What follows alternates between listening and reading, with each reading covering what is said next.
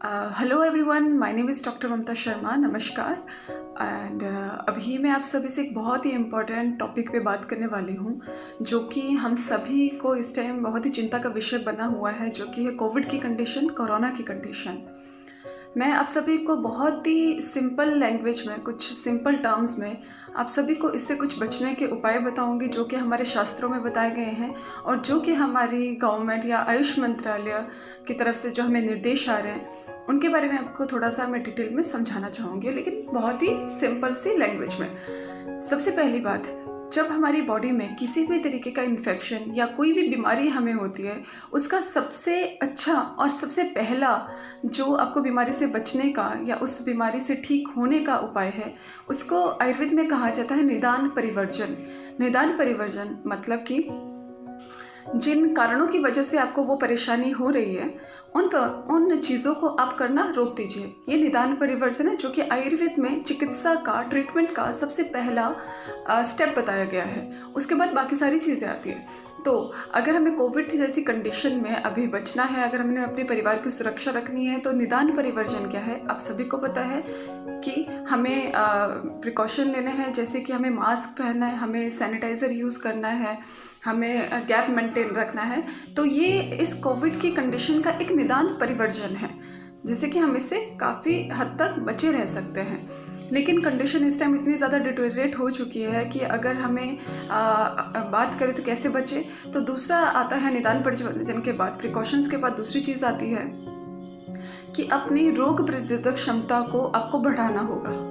रोग प्रतिरोधक क्षमता यानी कि क्या होती है, जिसको कि हम इम्यूनिटी कहते हैं। ये क्या होता है, आपकी बॉडी में, आपके बॉडी का एक डिफेंस मैकेनिज्म होता है। डिफेंस मैकेनिज्म आपकी बॉडी की एक आर्मी होती है, एक सेना होती है, जो कि आपकी बॉडी में अगर कोई बाहर से फॉरेन बॉडी आती है, बाहर से कोई कीटाणु जीवाणु हमारे शरीर में आते हैं, तो हमारे शरीर का वो जो इम्यून सिस्टम है वो उससे फाइट करने की कोशिश करता है, उसको बॉडी से बाहर एलिमिनेट करने की कोशिश करता है। तो इसलिए बार बार जो आयुष मंत्रालय है या गवर्नमेंट है, आपको अपनी रोग प्रतिरोधक क्षमता को बढ़ाने के लिए निर्देश दिए जा रहे हैं। अभी रोग प्रतिरोधक क्षमता क्या है वो मैं आपको बता चुकी हूँ। रोग प्रतिरोधक क्षमता को बढ़ाया कैसे जाता है, अभी अगर बात करें रोग प्रतिरोधक क्षमता या इम्यूनिटी, हमारी दो प्रकार की होती हैं। एक होती है इन्नेट इम्यूनिटी, एक होती है एक्वायर्ड इम्यूनिटी। इन्नेट इम्यूनिटी की अगर मैं बात करूँ, ये हम सभी में बाय बर्थ ही प्रेजेंट होती है। ये सभी लोग इस रोग प्रतिरोधक क्षमता के साथ पैदा होते हैं। लेकिन इस टाइम अगर हम बात करें, हमें एक्वायर्ड इम्यूनिटी की ज़रूरत है, जो कि हमें कुछ बाहर से इम्यूनिटी को गेन करना होगा। अपनी रोग प्रतिरोधक क्षमता को बढ़ाने के लिए कुछ ऐसी चीज़ें लेनी पड़ेगी, ठीक है। तो इसमें आप अपनी इम्यूनिटी को, अपनी रोग प्रतिरोधक क्षमता को कैसे बढ़ा सकते हो, जो कि इस टाइम हम सभी को बढ़ाना बहुत ज़्यादा ज़रूरी है। आयुष मंत्रालय या गवर्नमेंट बार बार निर्देश दे रही है, जो कि हमारे शास्त्रों में ऑलरेडी लिखे गए हैं, हमारी चिकित्सा ग्रंथों में लिखे गए हैं, कि आप अपनी रोग प्रतिरोधक क्षमता को बढ़ाने के लिए कुछ रसायन, मतलब कि जैसे कि कुछ चीज़ें हो गई, आप च्यवनप्राश इस्तेमाल कर सकते हैं, या तुलसी का उपयोग आप कर सकते हैं। किसी भी अच्छी कंपनी के आप तुलसी को इस्तेमाल कर सकते हैं। गवर्नमेंट आपको बार बार कह रही है कि आप अपना आयुष का लीजिए। तो ये सारी कुछ चीज़ें क्या है कि जो आपकी रोग प्रतिरोधक क्षमता को बनाए रख सकती हैं।